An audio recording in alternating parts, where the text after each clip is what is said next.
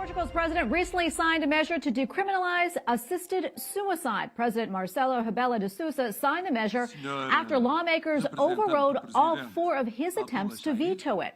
According to law, after the 4th attempt, the bill must be put into action.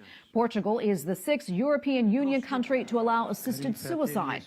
Pope Francis recently spoke out against the measure in the majority Catholic country. And we go now to Alex Schadenberg, Executive Director of the Euthanasia Prevention Coalition. Alex, always good to be with you. A lot to talk about today, but first, I want to focus on Portugal. As mentioned, it is a majority Catholic country, about 80% of the population there. Yet we see euthanasia is now legal after the parliament there overturned the president's last veto.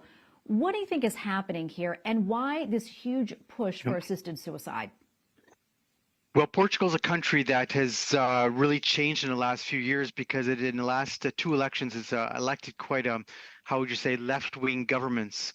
And so they have been pushing for several things, including assisted suicide. The earlier bills that they had passed that had been vetoed, they were all a little bit more, how would you say, wide open, and they tried to tighten the language a bit. But the problem, of course, comes to the very concept of legalizing euthanasia and assisted suicide itself, because it says in law that it's okay for doctors to be able to kill a patient or be involved with killing a patient. And of course, that is something that really changes everything in medical ethics. Yeah, and as we mentioned, euthanasia is now legal in 6 European countries, and that includes the Netherlands, where last month lawmakers considered a measure to allow assisted suicide for children between the ages of 1 to 12. Alex, what's the latest on that? Do you know, and where does this end? Okay, so the situation in the Netherlands is a little different because they actually have sort of promulgated it through the government. So what they've said is that the law in the Netherlands allowed euthanasia from the ages of 12 and up with parental consent, and after 16, someone could decide for themselves.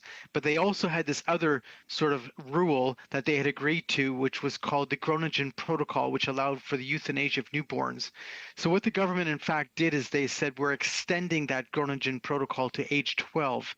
Which means that they would have to be an agreement between a doctor and parents that they would actually then do a euthanasia of someone under the age of 12, someone considered a child per se. But this is also being debated in Canada too. As you might know, we've had this discussion that they're talking about child euthanasia in Canada, and this is the next thing. We had a recent government committee also talking about these same things. Where the whole thing is becoming underpinned is this whole concept of killing has just been lost. And so we're saying, oh, well, we're trying to end suffering, but actually what they're really doing is killing people. They're ending the life of the person rather than ending the suffering. So as you know, we're all for providing good care for someone, good pain and symptom management. We're completely opposed to killing people. Yeah, and speaking of your country, a new poll came out there and said more than a quarter of the population believes assisted suicide should be legal for both homelessness and poverty. I mean, this is just mind-blowing, Alex. Well, it is actually pretty crazy, in fact, because we've had several cases of these situations where somebody has asked for euthanasia based on poverty. They were approved based on having a disability, but they were actually asking for it based on the fact that they're living in poverty. And the concept of this is really sort of like, you have to understand, when we legalize euthanasia, everything turns upside down.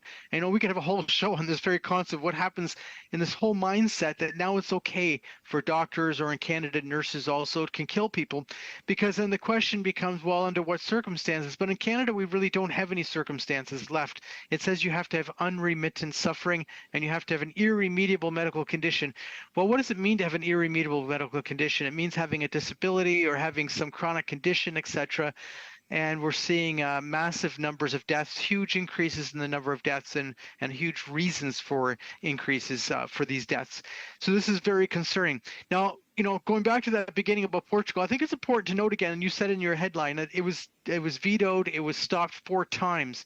So how it actually worked is the first law had passed and it was sent to the Constitutional Court in Portugal, and they rejected it. The second law passed and the president vetoed it, but he knew the election was coming, so he knew they didn't have time to overturn his veto. The third time he sent it to the Constitutional Court and they rejected it again, and now the 4th time he's vetoed it, but the parliament overturned his veto. So, I have to give give him credit for fighting this so long and trying to stop it, because the fact of it is very few people have done what he's done in order to prevent the killing of people, because he's gone back. And now, of course, at this point, he has no choice because the parliament overrode his veto. He was forced to sign the bill. I know.